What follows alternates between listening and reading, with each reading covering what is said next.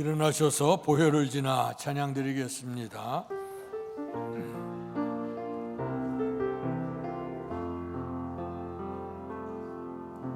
보혈을 지나 하나님의 품으로 보혈을 지나 아버지의 품으로 보혈을 지나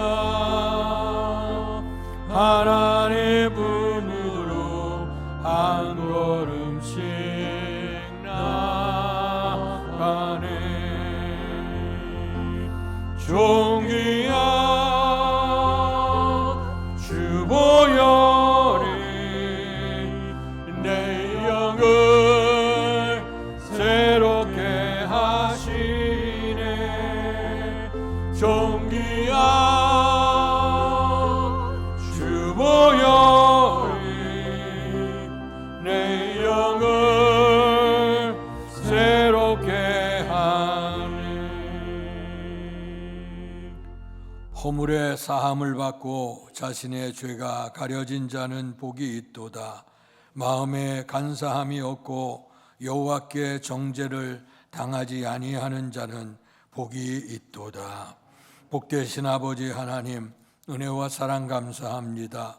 죄악과 허물로 죽었던 우리를 살려주시고 하나님의 자녀가 되게 하시며 예배할 수 있도록 사명 주셔서 감사합니다. 특별히 이런 구원의 은혜를 입기 위해 독생자 예수 그리스도께서 이 땅에 오시고 우리를 위해 순환당하시고 십자가의 죽으심을 기념하는 사순절 절기 첫 번째 주를 맞이했습니다. 주님의 순환 십자가의 죽으심을 헛되이 하지 않도록 다시 한번 주의 은혜를 사모하게 하시고 받은 은혜를 우리가 어떻게 보답할까, 은혜로 주님의 영광을 나타내는 삶을 결단할 수 있는 예배가 되게 해 주옵소서. 예배를 통해 하나님 영광 받으시고 참여한 모든 성도들 속에 큰 평안이 넘칠 수 있도록 축복해 주시옵소서. 예수님 이름으로 감사하며 기도하옵나이다. 아멘.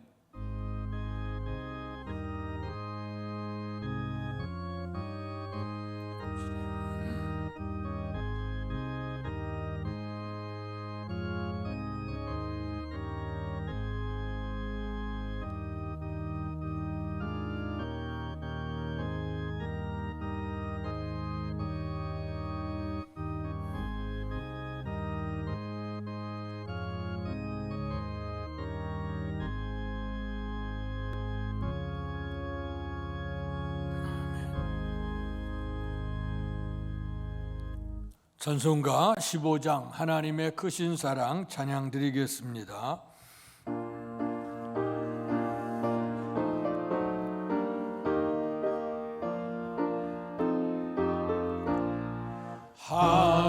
하나님의 크신 사랑 하늘에서 내리사 우리 맘에 항상 계셔 온전하게 하소서. 우리 주는 자비하사 사랑을 원하시니 두려워서 떠는 자를 구원하여 주소서. 걱정 근심 많은 자를 성령 감화하시며 복과 은혜 사랑받아 평안하게 하소서. 처음과 끝이 되신 주님 항상 인도하셔서 마귀의 받는 것을 속이 끊게 하소서. 전능하신 아버지여 주의 능력 주시고 우리 맘에 임하셔서 떠나가지 마소서. 주께 영광 항상 돌려 전 섬기며 주의 사랑 영영토록 찬송하게 하소서. 우리들이 거듭나서 의미 얻게 하시고 주의 크신 구원받아 온전하게 하소서. 영광에서 영광으로 천국까지 이르러 그 신사랑 감격하여 경배하게 하소서.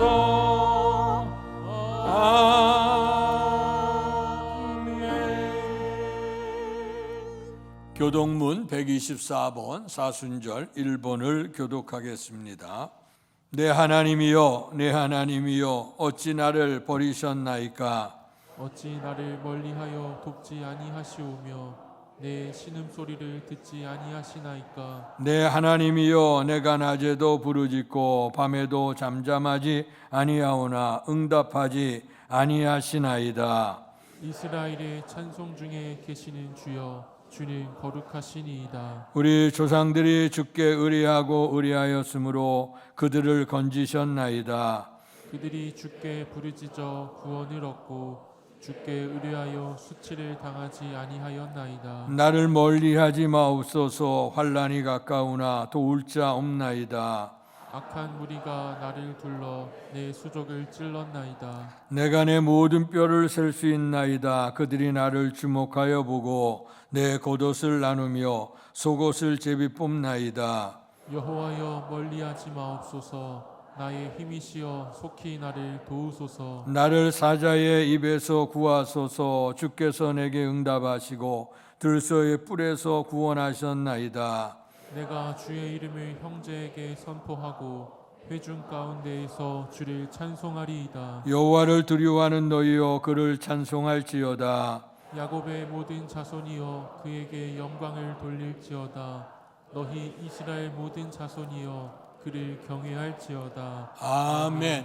사도신경으로 우리들의 신앙을 고백하겠습니다. 전능하사 천지를 만드신 하나님 아버지를 내가 믿사오며 그 외아들 우리 주 예수 그리스도를 믿사오니 이는 성령으로 잉태하사 동정녀 마리아에게 나시고 본디오 빌라도에게 고난을 받으사 십자가에 못 박혀 죽으시고 장사한 지 사흘 만에 죽은 자 가운데서 다시 살아나시며 하늘에 오르사 전능하신 하나님 우편에 앉아 계시다가 저리로서 산 자와 죽은 자를 심판하러 오시리라. 성령을 믿사오며 거룩한 공회와 성도가 서로 교통하는 것과 죄를 사하여 주시는 것과 몸이 다시 사는 것과 영원히 사는 것을 믿사옵나이다. 아멘. 성령 2장으로 하나님께 영광 돌리시겠습니다.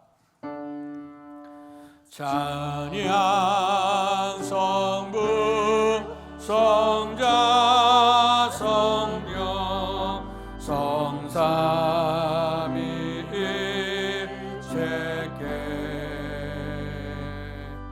영원 무궁하게까지 영광을 돌리세. 영광을 돌리세. 아멘.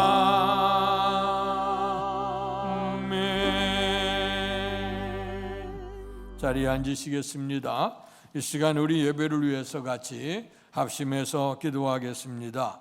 사순절 절기가 시작됐습니다. 주님의 순환과 십자가의 죽으심을 기억하고 주님의 죽으심 그 은혜를 헛되이 하지 않도록 우리가 삶을 새롭게 하게 해 주옵소서. 두 번째, 이런 모든 행사들을 통해서 일어나서 함께 가는 은혜가 있게 해 주옵소서. 나라 속에 평안이 있게 하시고 교회 선교적 사명 잘 감당케 하시고 예배를 통해 하나님 영광 받으시옵소서. 다 같이 합심해 기도합니다. 할렐루야. 복되신 아버지 하나님, 은혜와 사랑을 감사합니다.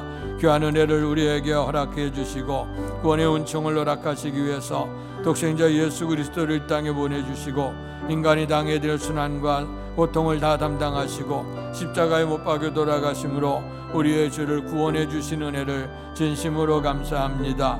하나님의 자녀가 되게 하시고 천국의 기쁨을 맛보며 은혜로 믿음으로 예비하며 하나님 나라를 향해 달려갈 수 있도록 베풀어 주시는 은혜 귀합니다. 아버지의 은혜가 우리 속에 있으니 은혜를 헛되이 하지 않게 하여 주시고 주님의 십자가의 죽으심을 기억하면서 날마다 정과 욕심을 십자가에 못 박고 주님의 은혜를 사모하는 삶이 되게 해 주옵소서.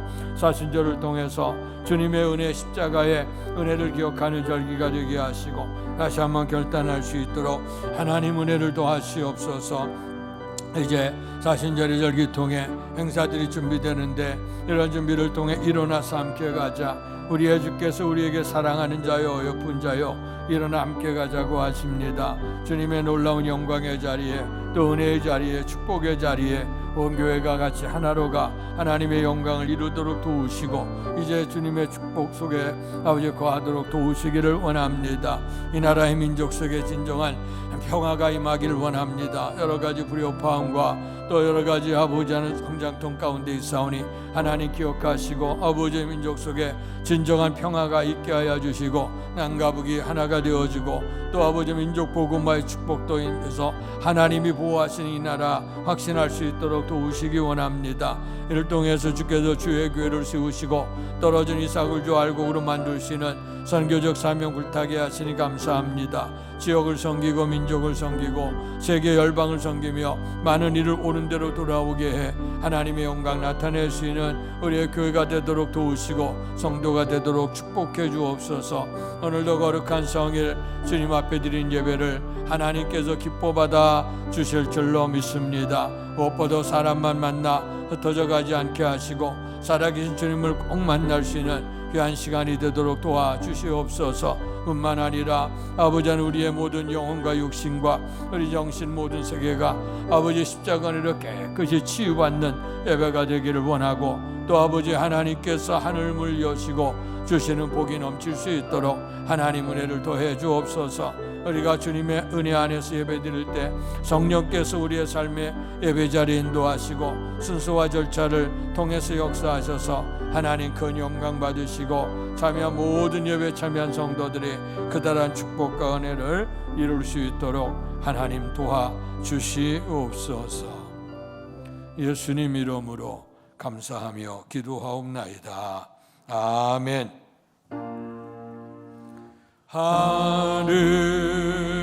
하늘에 계신 아버지 이름 거룩하사 주님 나라 임하시고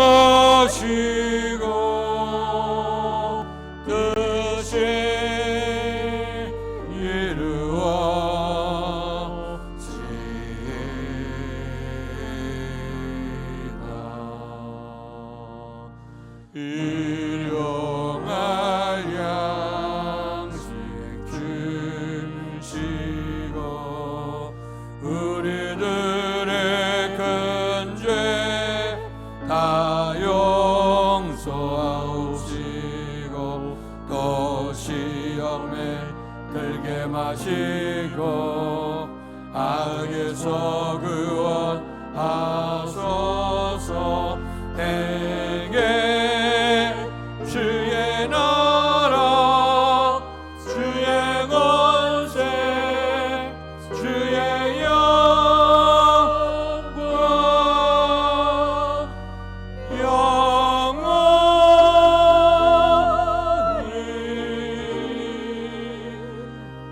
아멘.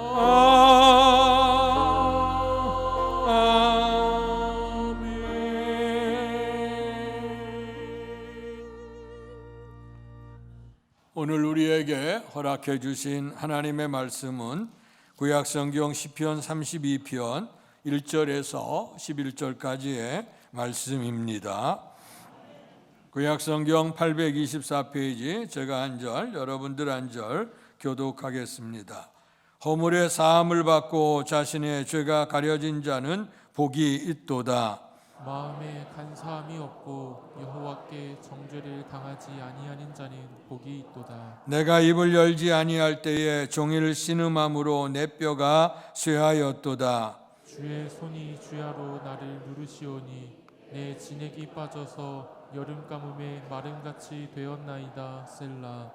내가 이르기를 내 허물을 여호와께 자복하리라 하고 주께 내 죄를 아뢰고 내 죄악을 숨기지 아니하였더니 곧 주께서 내 죄악을 사하셨나이다. 셀라. 이로 말미암아 모든 경건한 자는 주를 만날 기회를 얻어서 주께 기도할지라. 진실로 홍수가 범람할지라도 그에게 미치지 못하리이다. 주는 나의 은신처이오니 환난에서 나를 보호하시고 구원의 노래로 나를 들으시리이다. 셀라. 내가 내 갈 길을 가르쳐 보이고 너를 주목하여 훈계하리로다. 너희는 무지한 말이나 노새같이 되지 말지어다. 그것들은 제갈과 굴레로 단속하지 아니하면 너희에게 가까이 가지 아니하리로다.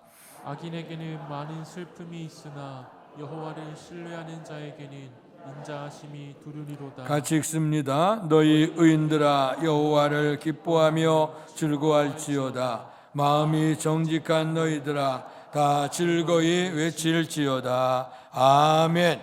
이 시간 안미애 집사께서 찬양으로 하나님께 영광 돌리시겠습니다.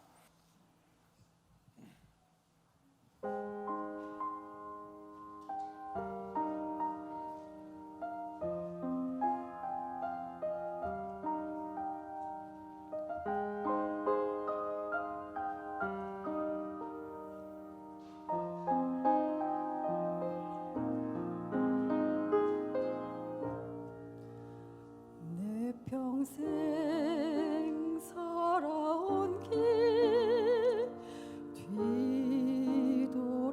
뒤돌아보니 짧은 내 인생길 오직 주의 은혜로 내 평생 살아온 길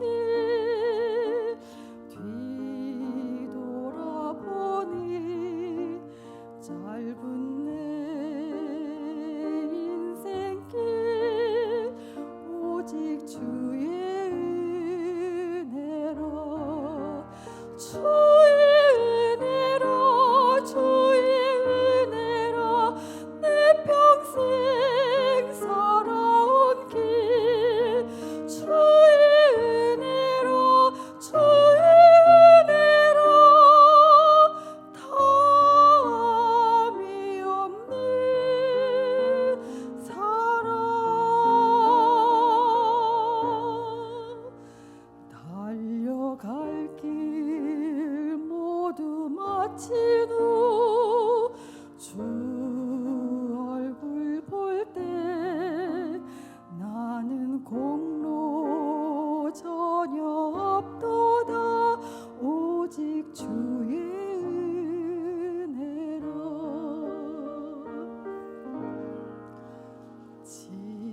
지금까지 지내온 것 주의 크신 은혜로 한이 없는 주의 사랑 어찌 이루 말하려 자나깨나 주의 손이 항상 살펴주시고 모든 일을 주 안에서 영통하게 하시네 주의 은혜로 주의 은혜로 내 평생 살아온 길 주의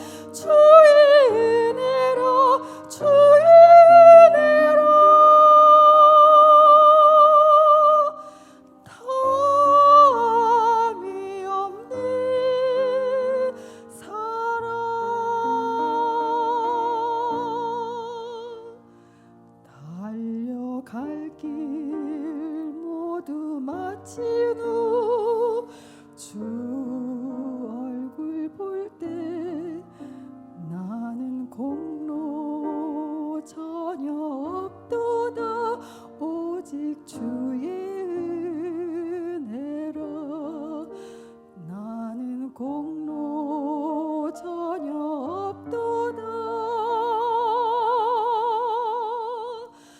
오직 주의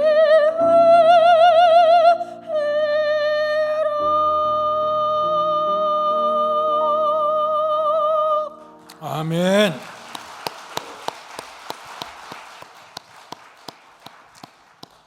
감사합니다. 이제껏 산 것도 주님의 은혜고 앞으로 우리가 살아가서 주 앞에 이를 때까지 모든 삶도 하나님의 은혜인 줄로 믿습니다. 이 은혜를 고백하면서 오늘도 예배에 참여한 여러분들의 풍성한 하나님의 축복이 넘칠 수 있기를 주님의 이름으로 축원합니다. 오늘 지난주 수요일서부터 사순절 절기가 시작이 됐습니다. 그래서 처음에 시작되는 절기를 우리가 제의 수요일, 또 회개의 수요일, 참회의 수요일, 또 성의 수요일이라 그런 얘기를 합니다. 사람들이 하나님 앞에 죄를 통해 자복하게 될 때에 옷을 찢고 그리고 머리에 티끌을 뒤집어서 그리고 베옷을 입고 하나님 앞에 통해 자복을 했습니다.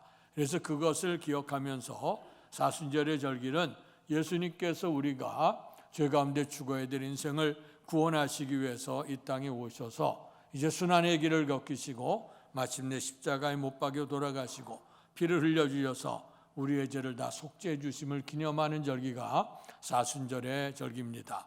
그렇기 때문에 이 사순절의 절기를 통해서 십자가의 순환을 생각할 때 주님의 복음의 핵심 회개하라 천국이 가까웠다. 그래서 이제 우리가 먼저 사순절 절기 시작하면 회개하는 거예요. 그런데 우리가 1년에 한 차례씩 교회력으로 예수님의 생애를 중심으로 해서 우리가 은혜로 이제 믿음으로 말씀을 나누고 있거든요. 근데 이제 우리가 받은 은혜에 대해서 소중하게 여기고 날마다 새롭게 되어지고 하나님의 은혜가 더욱더 풍성해져야 될 텐데 시간이 지나가면 껍데기만 남고 우리의 삶의 은혜와 감격이 잃어버린 적이 많죠. 그래서 하나님께서 계시록의 에베소 교회를 향해서 내가 주의 제단을 받들어 세우는데 수고했으나 내가 처음 사랑을 잃어버렸다 하고 주님이 이제 책망하셨던 것처럼 또 주께서 너희가 경건의 모양은 있는데 경건의 능력은 부인하는 자다. 그러면 이제 형식적인 신앙에 대해서 얘기를 했죠. 그래서 이제 그들이 회개하게 될 때 옷을 찢고 그리고 티끌은 없으지만은 모양은 그런데 생활의 전체의 변화가 없어요. 그러니까 선지자를 통해서 말씀해 주는 것, 이제는 너희가 옷을 찢지 말아라. 너희는 마음을 찢어라. 그리고 주님 앞에 회개하고 오라고 말씀해 주신 줄로 믿습니다. 그래서 이제 그 제의 수요일, 회개의 수요일서부터 시작이 돼서 이제 우리의 주님이 부활하신 날 바로 전날까지가 사순절이라고 얘기합니다. 근데 계산을 해보면 그 44순이라고 한 얘기는 40일이라고 한 얘기인데 근데 제 수요일서부터 시작해서 부활주일 전날까지 무덤에 장사 지낸 바 되어진 그때까지의 시간을 계산해 보면 46일이 돼요. 그래서 46일에서 그 절기 속에서 거룩한 주일이 6일이 들어 있습니다. 그래서 사순은 고난과 순환의 계절이지만 그 주일은 부활의 날이거든요. 그래서 46에서 6일을 빼서 그래서 40일을 여기고 그래서 40일을 사순절이라 우리가 그렇게 지키고 있는 겁니다. 그래서 무엇보다도 우리가 성탄절을 귀하게 여기며 주님의 탄생을 준비하지만 어쩌면 이제 우리가 또 한번 그와 같이 우리가 중요시하게 될 건 뭐냐면 예수님이 이 땅에 오신 목적을 새롭게 함으로 우리가 죄 가운데 구원받게 하기 위해서 십자가를 길을 묵묵히 걸어가셨던 우리가 주님을 기억하는 것이 의미가 있다. 그래서 사순절은 경건하게 지나는 기간입니다. 사사로운 그런 여러 가지 육신의 우리가 쾌락이나 또 즐거움이나 이런 것들을 절제하고 영적으로 금식하고 또 이제 밤을 새워 기도하고 하나님 앞에 나가서 믿음으로 살기를 결단하는 절기가 사순절의 절기가 됩니다. 특별히 교회에서는 이제 3월 20일서부터 세일에 21일 동안 우리가 그동안 코로나 바이러스 기간 통해서 모여서 기도하는 일을 굉장히 좀 힘들었댔는데 이번에 다시 한번 새롭게 해서 특별 새벽기도를 열고 온 교회가 같이 함께 일어나고, 특별히 아가서 2장 10절에 있는 말씀처럼 일어나서 함께 가자. 사랑하는 자여, 우리의 주께서 사랑하는 자라, 어여쁜 자라고 불러주셨는데 거룩한 하나님의 나라를 향해서 어쩌면 주님의 십자가의 길까지 일어나서 함께 가자고 우리를 요청해 주실 때에 거기에 부르심을 잘 받고 결단함으로 말미암아 하나님의 영광을 이룰 수 있기를 주님의 이름으로 축원합니다. 자, 오늘의 말씀은 이제 그 시편 32편의 말씀인데, 이 32편의 말씀의 제목이 다윗의 마스길이라 하고 기록이 되어져 있습니다. 마스길이라고 하는 얘기는 뭐냐면 교훈이라고 하는 얘기입니다.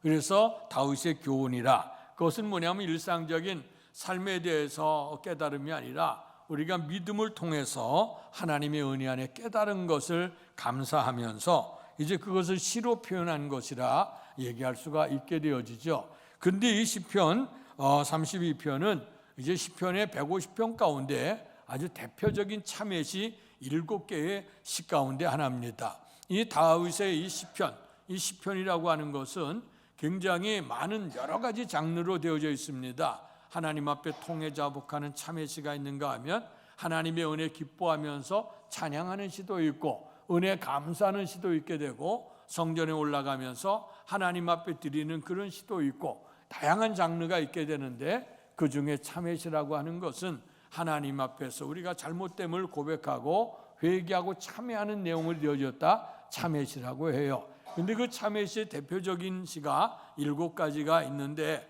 근데 참회라고 하는 건 내가 죄를 깨닫는 거죠. 이제 깨닫게 되어짐으로 말미암아 내가 믿음으로 살아야 하는 그 결단이 있게 되죠. 그래서 참회시는 그 지혜시가 될 수가 있어요.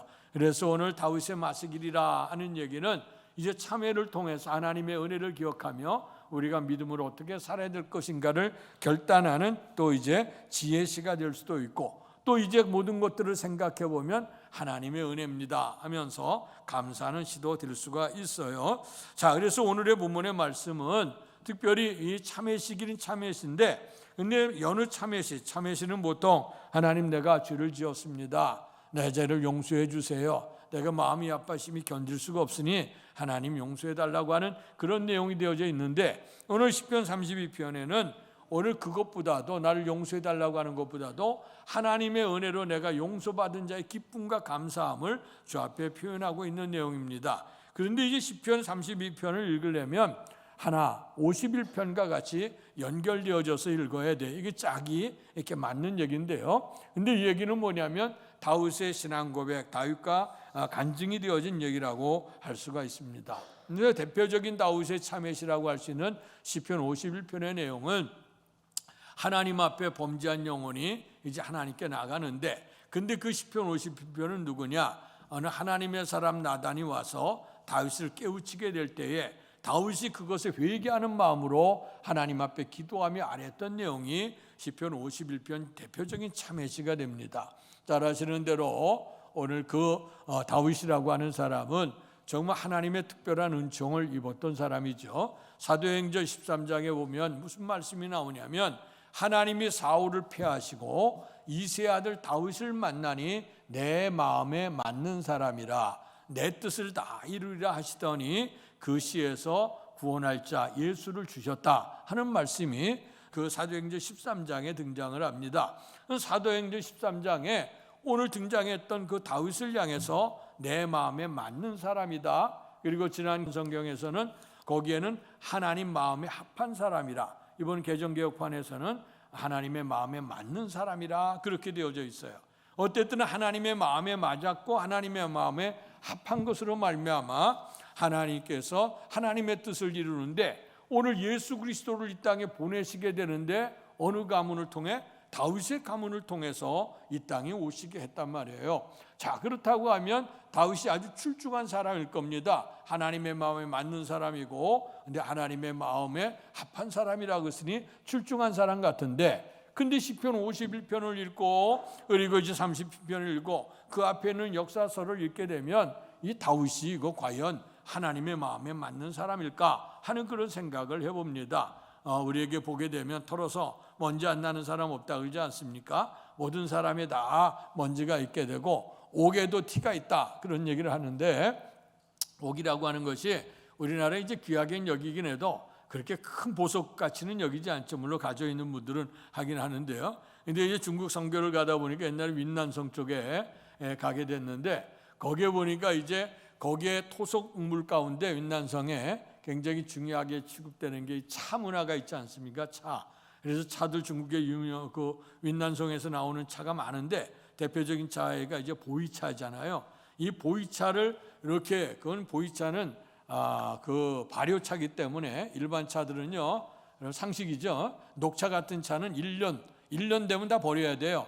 거기서 부패해서 먹을 수가 없어요. 그러니까 아무리 선물 받아서 귀하다 하더라도 1년 정도 내면 다 파쇄시켜서 버리시고, 그 다음에 이제 근데 보이차는 오래 묵을수록 좋아. 그래서 그것은 계속해서 이제 발효가 되는 그런 차인데요.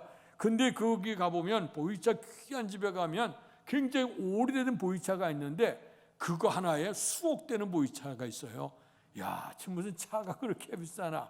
근데 그 보이차 파는 데 옆에 가면 또 옥을 파는 데가 있어요. 옛날에 옥을 파는데, 중국 사람들은 굉장히 옥을 귀하게 여기거든요.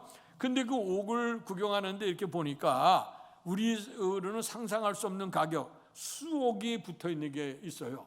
그래서 이 숫자를 세봤지, 중국 이게 진짜가 가짜일까? 여기들이 보면 정말 그 수억이야. 그 당시 보면 1억짜리도 있고 2, 3억짜리도 있고 이제 그래요. 그 옥이라고 하는 거. 그래, 크기도 얼마나 크냐?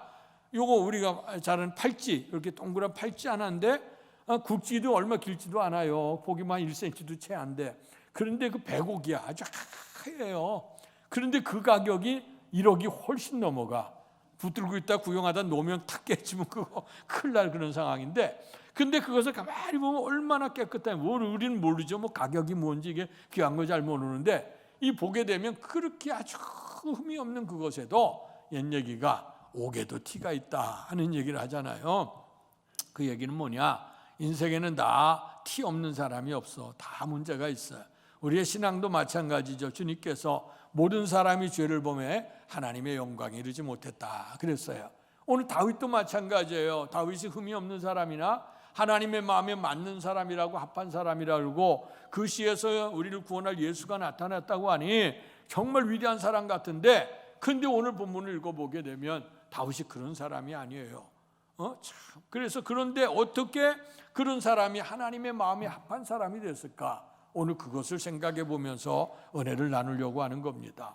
이제 다윗은 젊은 시절, 어린 시절서부터 정말 많은 그 전쟁을 겪었던 사람입니다. 왕이 올라서도 그 주변에 많은 전쟁이 있어요. 잘 아시는 대로 그 가나안 땅, 팔레스틴 땅은요, 거대한 유럽, 그리고 아시아, 그리고 아프리카가 연결되어지는 그 삼각주 지역에 있어요. 그러니까 항상 풍전등화 같아. 고래 싸움에 새우등 터진다고, 그런 것처럼 이제 아시아에서 아프리카를 진행하거나 아니면 그 유럽을 갈 때에 꼭 그 땅을 거쳐가야 되고, 유럽에 있는 사람이 또 이제 아시아로 가고 아프리카로 갈 때 거기 거쳐가게 되고, 아프리카에서도 또 애국 같은 나라가 힘을 발휘할 때 아시아로 가고 유럽으로 건너가게 되어질 때에 오늘 꼭 그 땅을 딛고 가야 되는 거예요.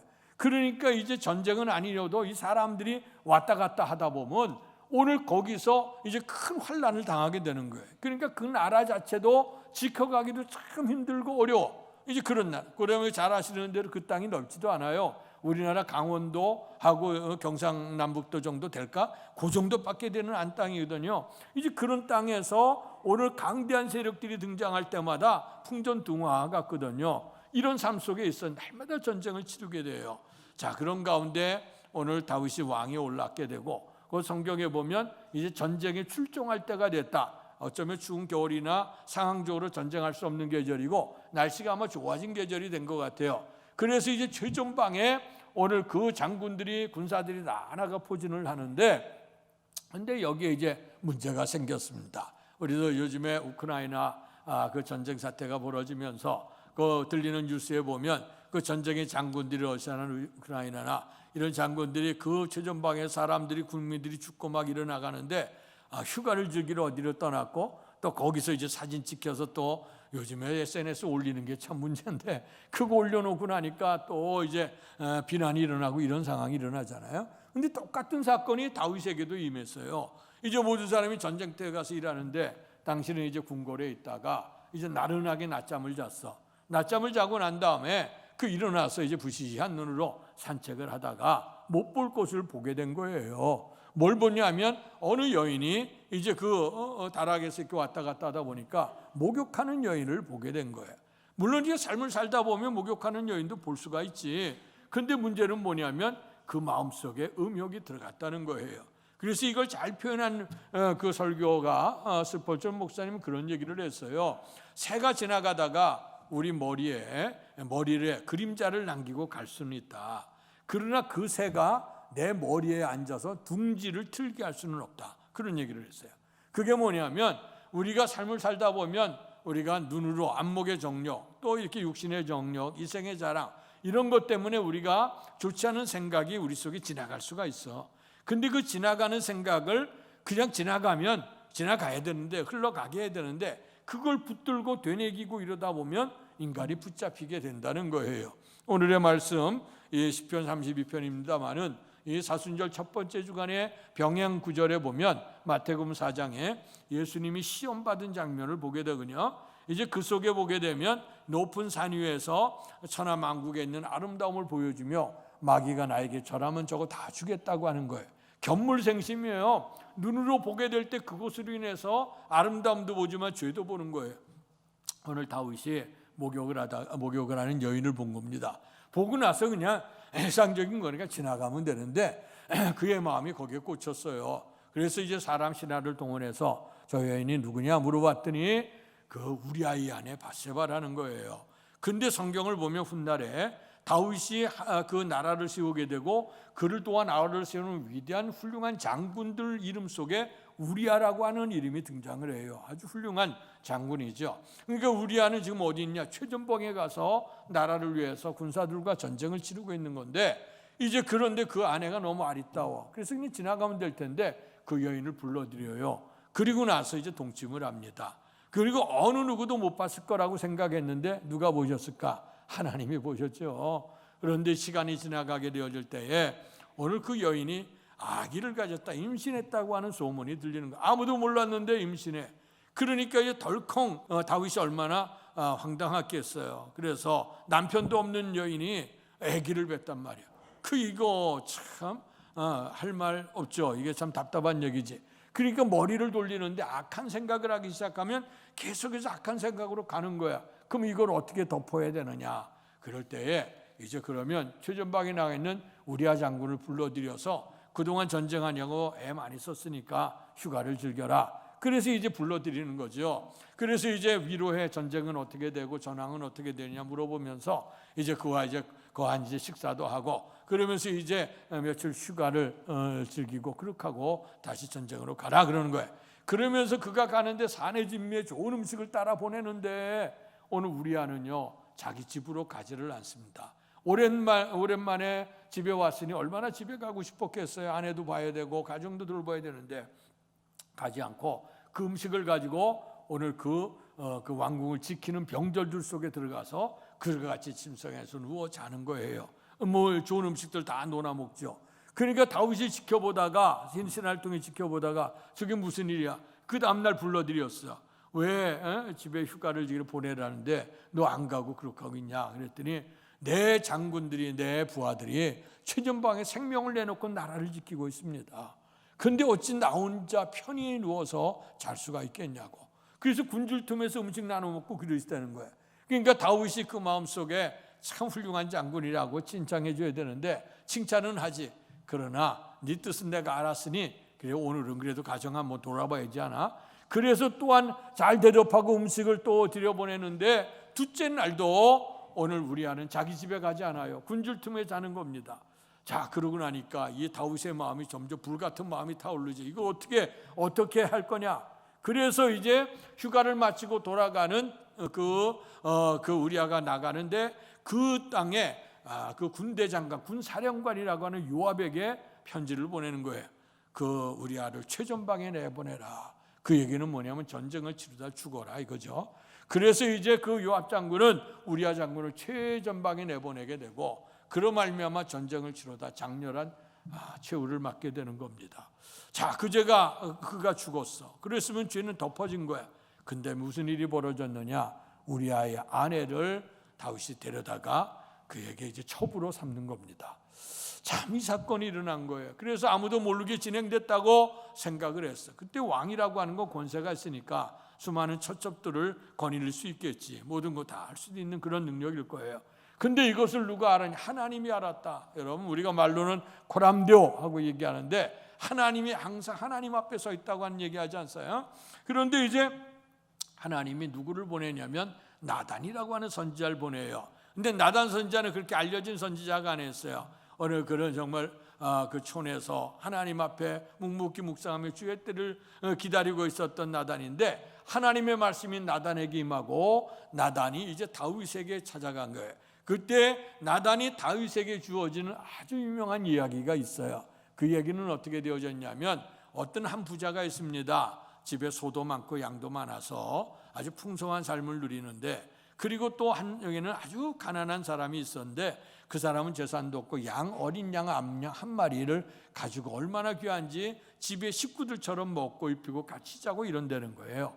그런 집안이 있는데, 근데 부잣집에 행인이 하나 왔다. 나그네 친구가 왔는데, 근데 친구가 오니까 대접을 해줘야 될 텐데 이 부자가 자기 집에 있는 소나 양을 잡아서 대접하는 게 아니라 이 가난한 집에 있는 암양의 그 어린 새끼 그 양을 잡아다가 손님을 대접했다고 하는 얘기예요.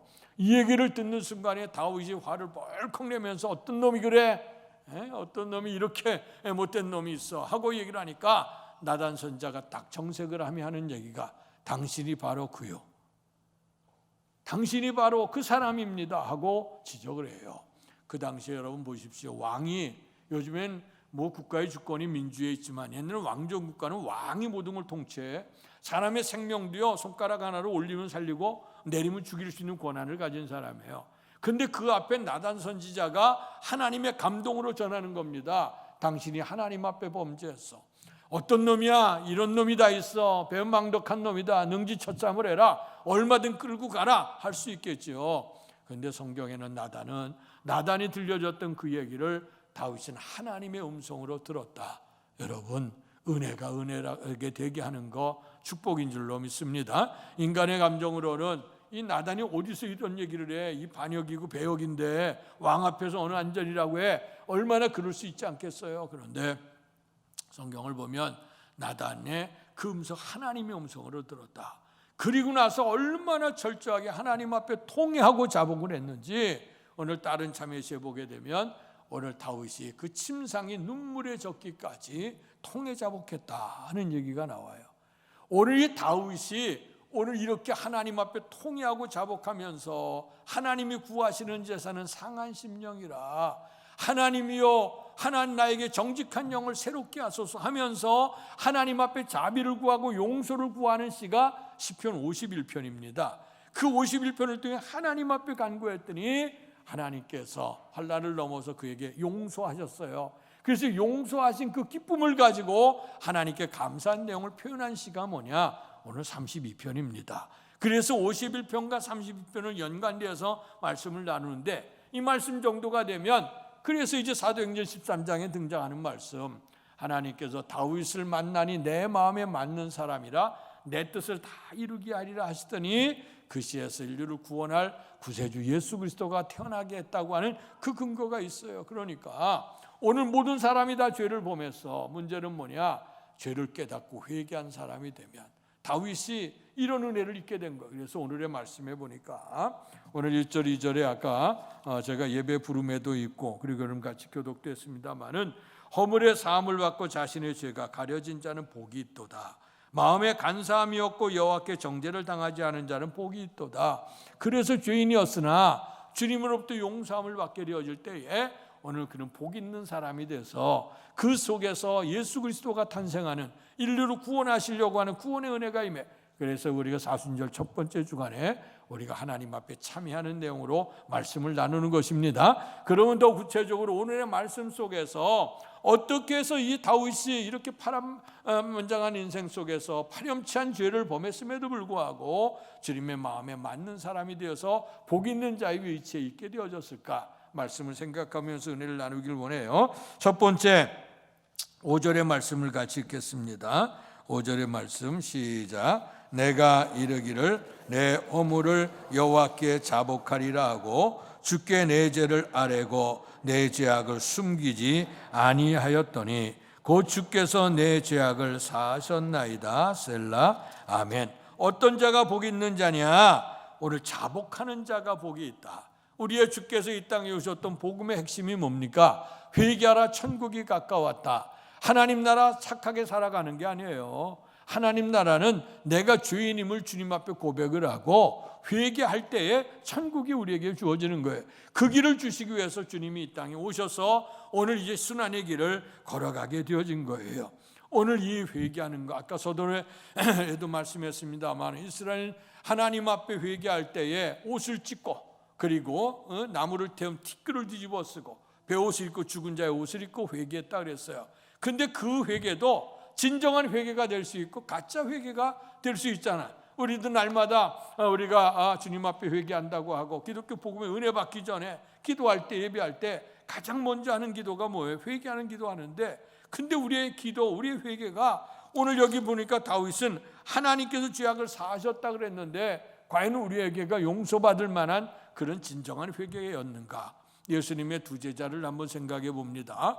하나는 가룟 유다라고 하는 제자. 예수님께서 자꾸 이상한 얘기를 해요. 같이 하나님 나라 어떤 나라를 이루고 그런 나라를 이루면 우리가 한 자리 차지할 거로 생각했는데 주님이 갑자기 나는 이제 고난당할 거 십자가 질 거라고 하는 얘기를 하니까 제자들의 마음도 흔들리고 하고 좀 그래. 그러니까 어수선하게 되니까 이게 무슨 일이야 하고 생각하다가 오늘 사두개인과 바리새인들 그 대제사장들 이런 사람들이 예수님을 잡으려 한다고 하는 소식. 그러나 예수님이 흠이 없으니까 누가 죄를 좀 고소를 해줘야 될 텐데 고소하는 사람이 없으니까 고소해주는 사람이 있으면 그 은전 30냥에 상금을 내리겠다는 거죠. 그러니까 가룟 유다가 얼마나 계산이 번쩍한 사람이에요. 아주 똑똑하고 계산 잘하는 사람이거든. 그러니까 눈이 번쩍 띈 거예요. 그래서 이제 그들을 찾아가서 내가 예수를 팔겠어. 다른 사람이 파는 것도 아니고 예수님의 제자가 와서 판다니까 거기서는 뭐 얼씨구나 하는 거지요. 그래서 은전 30냥을 받았어요. 그 받아갖고 가룟 유다는 얼마나 기분이 좋았을까. 자 봐라, 예수님이 이제 순환의 길을 걷는다는데 너희들은 그는 아무것도 얻지 못하지 않냐. 닭 줬던 게 닭이 날아가니까 하늘만 본다고 하는 식으로 그런 거 아니겠느냐. 그러나 나는 은전 30냥 받았다. 그리고 나서 신이 나서 휘바람 불면서 내려왔겠죠. 그런데 그의 양심 속에서 하나님의 음성이 들리는 거지. 이제 내가 무슨 짓을 한 거야? 내가 돈 때문에 예수님을 팔았어. 우리 선생님을 팔았어. 양심의 가책이 나니까 이거 견딜 수 없어. 그래서 안 되겠다. 다시 가서 물릅시다 했더니 사람의 생명의 속전으로 받은 것은 물릴 수가 없다는 거야. 그러면 이거 어떻게 해? 그리 내 던지고 그냥 왔어요. 훗날에 나그네들의 묘소로 삼았다. 그것을 밭을 사서 그런 얘기가 나오고 양심의 가책이 있으니까 그거 어떻게 했을까? 그만 나무에 목이 메어서 죽었다. 그런데 성경은 더 나가서 그가 떨어져 창자가 다 쏟아져 나왔다고 성경은 그렇게 알려주고 있어요. 또 한 사람 예수님의 수제자였던 베드로 보십시오. 이제 주님이 잡혀가시게 될 때 주께서 말씀하셨어요. 모두가 다 떠난다 할지라도 나는 주님 떠나지 않겠습니다 하고 고백을 해요. 그럴 때 주님께서 뭐라고 말씀하시냐면 오늘 밤 닭이 울기 전에 네가 나를 3번을 부인할 것이다. 절대로 그런 일 없습니다. 제자들도 다 같이 그런 얘기했다 그랬어요. 그러나 때가 돼서 예수님이 잡혀갑니다. 그럴 때 이제 어린 소자가 있다가 그 사람들이 얘기해. 이 사람 예수와 같이 있던 사람인데 예수의 당인데 예수의 제자인다고 얘기하니까 베드로가 난 그를 모른다. 또 모른다. 3번째는 어떻게 했어요? 저주까지 해서 모른다. 부인했다 그랬어요. 근데 부인하고 났더니 꼭요 하고 닭이 울어요. 그래서 이제 우리 요즘에는 교회 종탑 위에 십자가가 있습니다만은 예전에 중세시대에는 십자가가 아니라 닭이 있었어요. 닭. 꼭기요 하고 이제 우려졌던 그거죠. 그래서 이제 중세교회 옛날 교회들 가면 이제 그것이 닭 위에 종탑 위에 달려있는 걸 보는데요. 어쨌든 닭 울음소리를 듣게 될 때 성경은 마태복음 26장에 보면 어떤 말씀을 나오냐면 닭이 꼭기어 우는 때에 주님의 말씀이 생각나서 밖에 나가 심히 통곡하여 우니라 이렇게 되어져 있어요. 그래서 베드로가 주님의 말씀이 생각났고 내가 이게 뭐 한 거야? 예수님 팔아버렸어. 내가 이게 무슨 짓? 그래서 철저하게 통곡하고 회개했더니 오늘 가룟 유다는 양심의 가책, 죄에 대해서 부끄러움은 느꼈겠지. 그러나 이 양심의 가책, 하나님 앞에 진정 회개하고 돌이켜야 되는데 인간적인 자존심, 이거 자만심이죠. 우리 스스로 내가 이걸 못 이겼어, 이런 것 때문에 스스로 생을 포기하게 돼서 오늘 그는 정말 치욕으로 인생을 마감한 거로 되어져 있고, 오늘 잘 아는 베드로는 철저한 회개와 또 하나님의 성령의 감동을 통해서 그가 변화되어져서 훗날에 예수님의 수제자가 되는 그 역사를 이루게 된 줄로 믿습니다. 그래서 복 있는 사람이 된 거예요. 이 베드로가 정말 그의 복음을 전한 수제자의 만열에 들어가서 복 있는 자가 어떤 자냐? 자복하는 자. 사순절의 절기에 해야 될 일이 뭐냐? 예배드리고 기도하기 전에 해야 될 게 뭐냐? 자복하는 걸 먼저 해야 돼. 내가 잘났어, 하나님 내가 이렇게 열심히 하고 이런 거 했어, 이거 얘기하는 게 아닙니다. 나는 죄인으로서이다. 하나님 없이는 내가 살 수가 없어요. 이 고백하는 그 은혜를 통해서 복 있는 자가 된 줄로 믿습니다. 두 번째 어떤 자냐? 6절의 말씀을 같이 읽겠습니다. 시작. 이로 말미암아 모든 경건한 자는 주를 만날 기회를 얻어서 주께 기도할지라. 진실로 홍수가 범람할지라도 그에게 미치지 못하리이다. 아멘. 자, 여기 보면 두 번째 어떤 자가 복이 있는 자냐? 자복하고 하나님 앞에 기도하는 자가 복이 있다. 그 기도하리라. 어떤 기도할 때 어떤 일이 벌어져요? 주님을 만날 수 있는 기회가 된다 하는 거예요. 여러분, 우리가 살아계신 주님을 만났으면 좋겠다 그래요. 만날 수 있는 통로를 분명히 가르쳐 주셔서 내가 주님께서 주님 만날 기회를, 주 앞에 기도하는 자, 주님을 만나는 은혜가 임하게 될 줄로 믿습니다. 그래서 어느 때 환난 날에 내게 부르지라. 내가 내게 응답하겠고 내가 알지 못하는 크고 미란 일을 보여주시겠다고 약속하셨어요. 오늘 다윗의 인생은 뭐냐? 기도하는 인생이었어. 항상 하나님 앞에 기도하면서 대수사의 것을 묻고 주 앞에 기도해. 그래서 항상 다윗은 주님과 더불어 동행해 가는 자가 됐다. 기도할 때에 주님을 만나요. 어떤 사람들은 그러지, 내가 주님 만났으면 좋겠고, 우리 노래도 있어요. 오늘은 내가 예수님 만나면 정말 좋겠네, 정말 좋겠네. 주님 만나면 좋겠는데 만날 수 있는 통로가 뭘까? 예배를 통해 만나고 기도를 통해 만나, 자복할 때 만나게 되는 거예요. 그래서 오늘 이 다윗은 하나님 앞에 통회하고 자복하게 됐어. 얼마나 눈물로 침상을 젖기까지 하나님 앞에 내가 죄인이로소이다 고백하고 하나님께 기도하게 되어질 때에 주님을 만나는 은혜가 임하게 된 줄로 믿습니다. 성경의 창세기서부터 계시록까지 등장하는 모든 신앙의 인물들은 다 어떤 사람이냐? 기도의 사람이었어. 기도의 사람. 이 기도의 사람의 기도를 하나님이 들으셨다는 거예요. 그래서 기도도 듣는 기도가 있고 듣지 아니하는 기도가 있어요. 사두개인과 바리새인들의 기도를 안 들으셨다 그랬어요. 그는 하나님 앞에 기도하는 게 사람 보이라고, 사람 들으라고 기도했다는 거예요. 오늘 우리가 기도할 때 하나님 앞에 은밀한 곳에 가 기도하라고 한 얘기는 하나님과 1:1로 앉아서 기도해라. 그 기도의 자리를 통해서 주님을 만나는 은혜가 임하게 될 줄로 믿습니다. 마지막으로 10절 11절을 읽습니다. 시작. 악인에게는 많은 슬픔이 있으나 여호와를 신뢰하는 자에게는 인자하심이 두루리로다. 너희 의인들아 여호와를 기뻐하며 즐거워할지어다. 마음이 정직한 너희들아 다 즐거이 외칠지어다. 아멘. 복 있는 자는 누구냐? 하나님을 신뢰하는 자다. 하나님을 믿는 자라고 하는 거예요. 주님을 신뢰, 인간을 의지하는 게 아니라 하나님을 의지하는 것. 여러분 잘 아시는 내용 알지 않습니까? 골리앗과 다윗의 전쟁을 알잖아요. 다윗이 블레셋과 전쟁이 붙었는데 나이가 어려요. 그러니까 형님들은 이제 그 파병이 돼서 나가. 근데 전쟁에 나가지만 다윗은 어려서 갈 수가 없어. 그런데 이제 전쟁에 나간 지 그 소식이 어떤지, 요즘처럼 뭐 카메라가 있고 뉴스가 있는 게 아니니까 그 아버지가 궁금해서 위문품을 싸서 아들에게, 그 다윗에게 가서 전황이 어떤가 보러 오라는 거야. 그래서 다윗이 가서 보니까 그 골리앗 블레셋 군사가 꽉 나와 있고, 여기는 하나님의 백성들, 그 멋있는 사울도 보이지도 않고 다 이스라엘 다 엎드려 있는 거야. 그런데 그들이 와서 능욕하기를 뭐 개 같은 족속 하면서 욕하는 거지. 그러니까 다윗이 그들인가 할례도 받지 않은 족속이 하나님의 백성을 능욕해.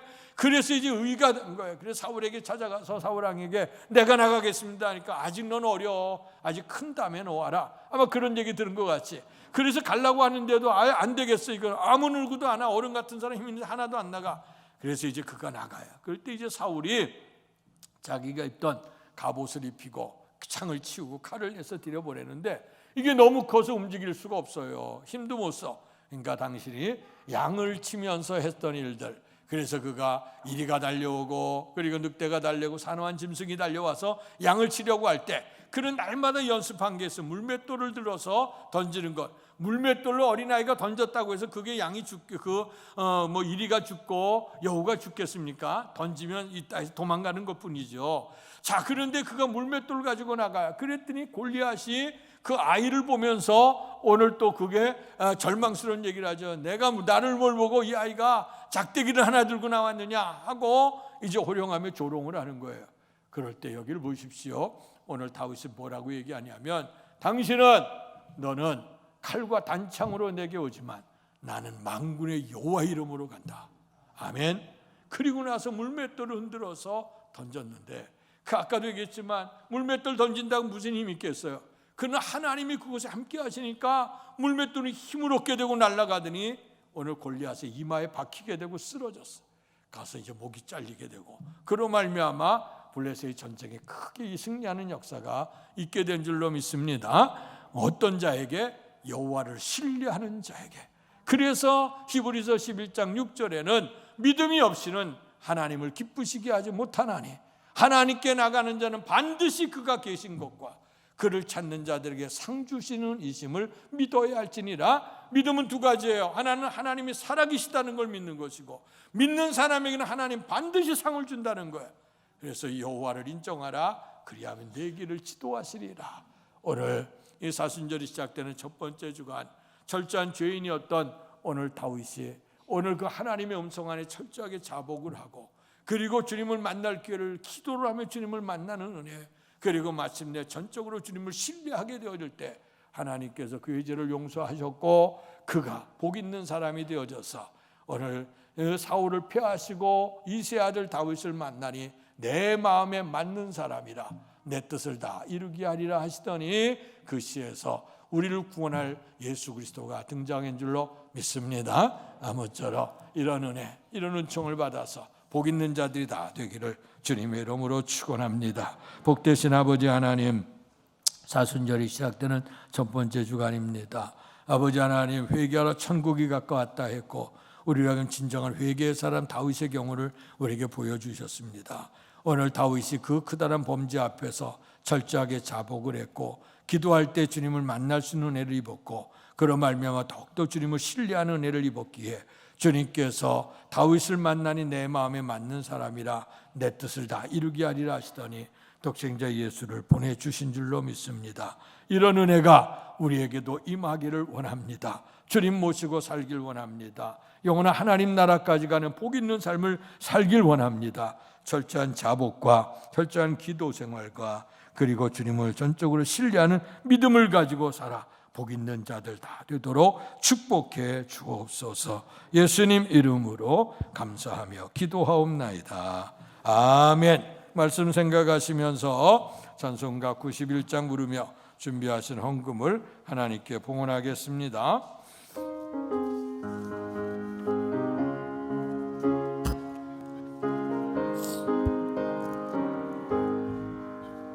슬픈 마음 있는 사람 예수의 이름 믿으며 영원토록 변함없는 기쁜 마음 얻으리. 예수의 이름은 세상의 소망이요 예수의 이름은 천국의 기쁨일세. 거룩하신 주의 이름 너의 방패 삼으라. 환난 시험 당할 때에 주께 기도드려라. 예수의 이름은 세상의 소망이요 예수의 이름은 천국의 기쁨일세. 존귀하신 주의 이름 우리 기쁨 되도다. 주의 품에 안길 때에 기뻐 찬송 부르리. 예수의 이름이 세상의 소망이요 예수의 이름이 전국에 일어나서 헌신하겠습니다. 우리 갈 길 나간 후에 보좌 앞에 나가 왕의 왕께 경배하며 멸류관을 드리니. 예수의 이름이 세상의 소망이요 예수의 이름은 천국의 기쁨일세. 복되신 아버지 하나님, 우리에게 사순절절기를 통해서 자복하고 기도하며 주님을 신뢰함으로 복된 사람의 반열에 들게 하시니 감사합니다. 이 은혜를 기억하면서 오늘도 정성을 다해 주 앞에 무릎 꿇은 성도들에게 큰 복을 베풀어 주옵소서. 생사화복 주께서 허락하신 은혜라 생각하고 온전한 주님의 것 11조를 구별한 성도들 기억해 주옵소서. 하나님이 저들의 창고를 책임져 주시고 부는 역사 쏟아부을 것이 없정도 부신다고 했는데 이런 복이 넘치도록 도우시옵소서.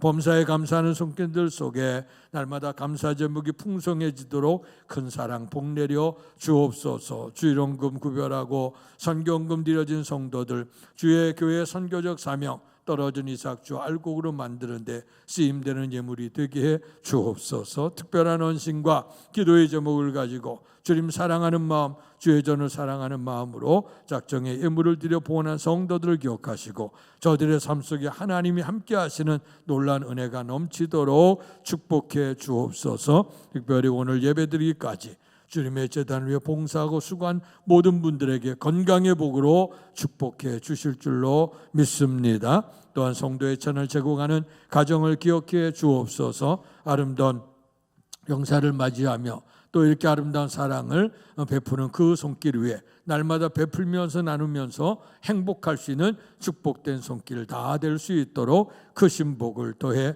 주시옵소서. 못다고 한 것까지도 하나님께서 은총으로 인도하시고 또 축복된 삶으로 역사하시길 원하며 예수님 이름으로 감사하며 기도하옵나이다. 아멘.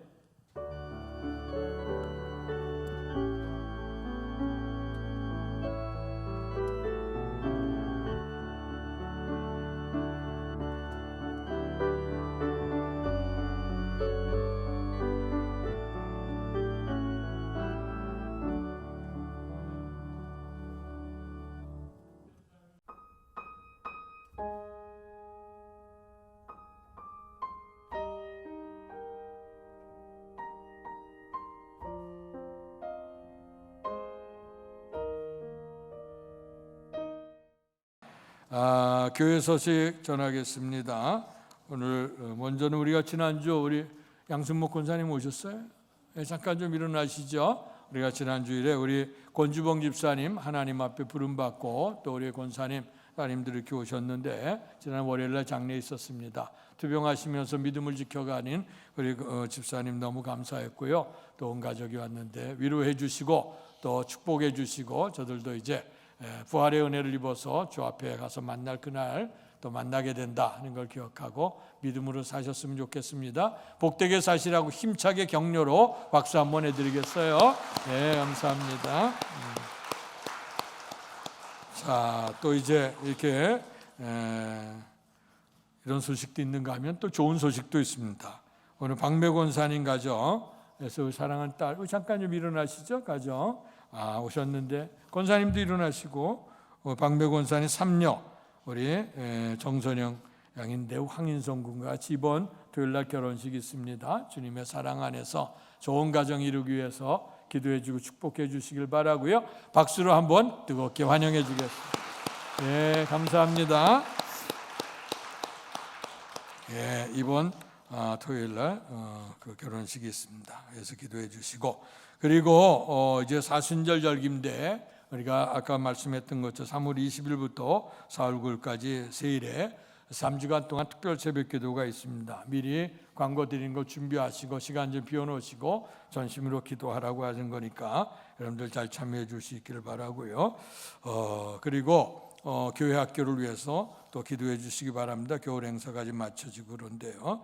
자, 그리고 지난주 우리 목요일 날 지방회가 있었는데 지방의 여러 행사 가운데 우리 신천 장로님들이 이제 허입을 하는 그런 시간도 있고, 감리교회는 이제 교회 법으로 신 장로님으로 당에 선택이 되면 3년의 이제 교육 과정을 겪어서 이제 3년 차에 장로 안수를 받습니다. 그때가 돼 이제 정식 장로가 되고, 지금은 서리 장로의 그 일을 하게 되는데요. 어쨌든 장로님이신데, 그래서 우리 그 장로님들이 선별됐고, 그리고 이제 우리 김현재 장로님이 되시고 이번에 은퇴하시게 됐습니다. 만 70세에 은퇴하시게 됐는데, 그때 제가 이제 마침 저에게 지방에서 은퇴 찬하사를 하라 그래서 제가 이제 은퇴 찬하사를 하게 됐어요. 그럴 때 이제 제가 한 내용을 잠깐 좀 설명하면서 말씀드리려고 하는데요. 그때 이제 그들에게 축하, 원래 일반 사람에게 찬하한다고 하는 건 참 부담스러운 일이죠. 왜냐하면 모든 영광 하나님께 돌리라 그랬는데, 그래도 이제 찬한다고 하는 건, 그러나 부름 받아서 마지막 일까지 주님의 일에 잘 헌신했다고 하는 것, 수고했다 하는 의미로, 그래서 십자가 잘 졌다는 의미로 이제 축하하죠. 축하하는 내용은 세 가지였어요. 내가 주 앞에 구원받은 것에 대해서 축하한다. 두 번째는 사명주여서 장로의 직분을 잘 맡은 것에서 축하한다. 그리고 이제 이것으로 끝나는 게 아니라 하나님의 일은 이제 죽을 때 하나님 앞에 갈 때까지 하는 것이기 때문에 이제 마지막 부름의 상을 위해 생명의 면류관을 얻게 될 것을 축복한다. 그러면서 축하했어요. 그러면서 제가 우리 원로 장로님들을 보면서 우리 장로님뿐만 아니라 그 당시 이제 7분 장로님이 은퇴하시게 됐는데, 제가 부럽다 그랬어. 뭘 부럽냐? 하나, 은퇴할 때까지 대가 없이 잘 달려갈 길 달려가고 은퇴하게 되는 거 참 부럽다. 저도 이제 마지막까지 가야 되잖아요. 그 다음에 두 번째는 뭐라고 했냐면, 이제 목사는 은퇴하면 떠난다. 그런데 장로님들은 남아서 평생을 하나님의 재단에 봉사한다. 제가 말씀하기를, 우리 룩교회는 제가 50년 전에 교회 시작할 때 제가 그때 왔어요. 장로님보다 훨씬 먼저 왔어. 그러고 나서 목회를 하다가 저는 은퇴할 때 되면 저는 떠나요. 있을 때 좀 잘해요. 근데 우리 장로님은 이제 앞으로 은퇴하죠. 행정적으로 70에 은퇴지만, 그러나 주님 부르실 그날까지 열심히 이제 할 수 있으니 감사한다. 제가 그 얘기를 하고 부럽다고 설명을 했어요. 근데 이제 다 끝나고 난 다음에 이제 들리는 얘기가 두 가지 반응이 나와요. 목사님들한테서. 첫 번째는 뭐냐? 정신 번쩍 나게 해주셔서 감사하다. 왜냐하면 사람이 우리가 잘 아시는 대로 죽음을 기억하라고 하는 것, 메멘토 모리라고 하는 것, 항상 우리가 죽는다는 걸 기억하라. 죽는다는 걸 기억하라고 하는 것은 오늘 현재의 삶을 최선을 다해 살아가라고 하는 얘기거든요. 그렇기 때문에 죽을 것을 기억하라. 그래서 우리도 나는 그냥 은퇴가 뭔지 알았는데 보니까 나도 하루하루 살다 은퇴한다. 정신 번쩍 났다고 하는 감사하다. 저한테 특별히 얘기하는 분이 계셨어요. 그런데 두 번째, 왜 그런 얘기를 해서 불편하게 하냐? 저한테 그런 얘기가 들려왔어. 제가 누구라고 얘기할 수는 없어, 그분이. 그런데 불편하게 왜 그러냐 했더니 그분의 속셈이 있는 것 같아. 떠나야 되는 안 떠나고 끝까지 있을 것 같아. 그러다 보면 상황 되면요, 다 이제 집에도 시어머니가 연세 들고 라떼 얘기만 자꾸 하면 그 싫어해. 자식들이 싫어하고 나는 싫어하는데, 그분이 그리고 왜 그런 얘기해서 불편하게 만드냐고 그런 분도 있었어. 그래서 이제 제가 이것을 얘기하는 건 뭐냐면, 목사는 하나님과 성도들 속에서 중재해서 축복하고 말씀 가리키면서 예배하는 일을 하고, 장로님들은 목사와 성도들 앞에서 장정에도 그렇게 되어 있어요. 목사님을 도와서 교회를 세워가며 성도들의 덕을 세워서 이제 유익하게 하는 일로 장로로 이제 부름을 받게 되어졌다는 거예요. 이제 그래서 목사는 사명자니까 기쁨으로 일할 수 있도록 이제 봉사해 주는 건 여러분들이 해야 될 일이고, 특별히 앞장서서 해야 될 일은 원로 장로님들이 해야죠. 원로 장로님 되면 이제 물론 시무 장로님도 하셔야 되지만 원로 장로님 되면 육신적으로 사사건건 관여할 수 없어. 그러다 보면 사람들 비난 들어요. 그런데 이제는 그렇게 육신으로 아니라 이제는 남들이 보여지지 않는 곳에서 기도하면서 또 예배하면서 또 이렇게 이제 성도들 어려운 거 도와가면서 또 목사님 섬겨가면서 이런 일을 위해서 모범자가 될 때 하늘의 영광이 있어요. 그래서 장로는 은퇴하는 게 아니라 하나님 앞에 은퇴는 없어. 갈 때까지 해야 될 그런 일이라 이제 그렇게 생각을 하고요. 행정적으로 은퇴가 됐지만 하나님에게는 은퇴가 없어요. 자, 그래서 제가 그것으로 이제 찬하사를 드렸는데 그랬더니 이제 마침 또 장로님 대표로 우리 김현재 장로님이 나오셔서 이제 그 찬하 답사를 하시는데 답사의 내용이 그래요. 제가 첫 번째 얘기했던 것처럼 찬하 받는 게 부담스럽다 그랬더니 장로님도 은퇴하시며 그 밤을 지새웠다는 거예요. 뒤척뒤척 하시면서. 그리고 그날 새벽이 찾아오셨거든. 새벽 기도에 나오시고 그랬는데 이것이 오히려 하나님 앞에 찬하 예배가 아니라 하나님 앞에 장로 회개 예배가 됐으면 좋겠다 이러면서 감동을 주셨어요. 그러니까 우리 오늘의 말씀과 연결져서 항상 우리가 주 앞에 연약한 사람으로 살지만 그 주인된 것으로 하나님 앞에 자복하고 또 주님 앞에 기도하고 주님을 신뢰함으로 살아가게 되면 복 있는 자가 될 줄로 믿습니다. 특별히 이번에 우리 장로님 축하하는데 장로님들 원로 장로님 나오십시오. 부부가 같이 좀 나오세요. 앞으로 나오세요. 예, 장로님 나오시고.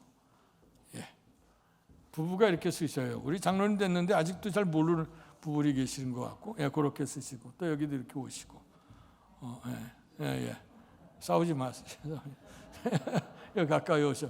왜 이러냐면 이번에 교회 행정적으로는 70세 은퇴를 하시잖아요. 그런데 우리 김용호 장로님은 처음에 몇 년 전에 지금 은퇴를 하시긴 하셨는데 이 교회가 이제 아직 은퇴나 이런 것이 준비가 안 돼 있어서 이제 제가 이제 특별한 행사를 통해서 이렇게 은퇴를 해야 되겠다 그런 생각을 하고 있었는데 코로나 바이러스가 터져갖고 그냥 시간이 지나가고 말았어요.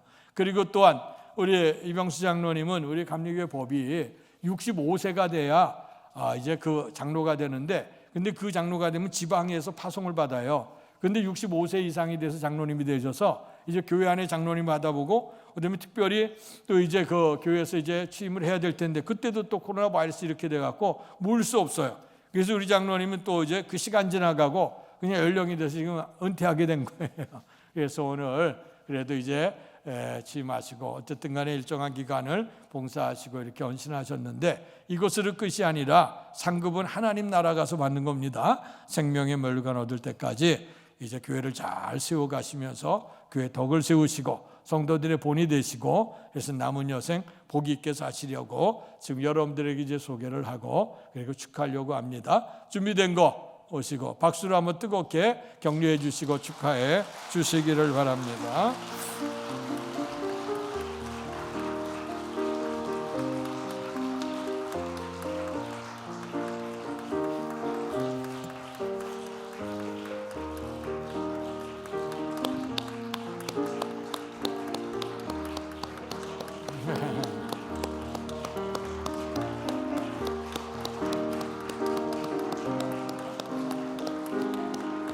예, 감사합니다. 감사합니다. 예.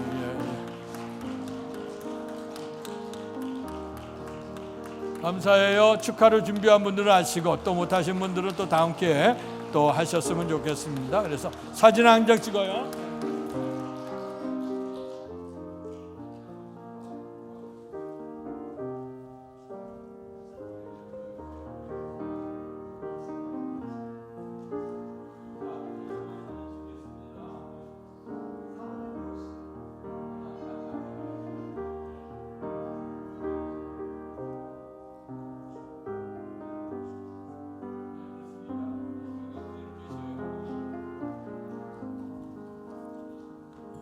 마지막 기도하고 마치는 거로 하겠습니다. 복되신 아버지 하나님 은혜와 사랑 감사합니다.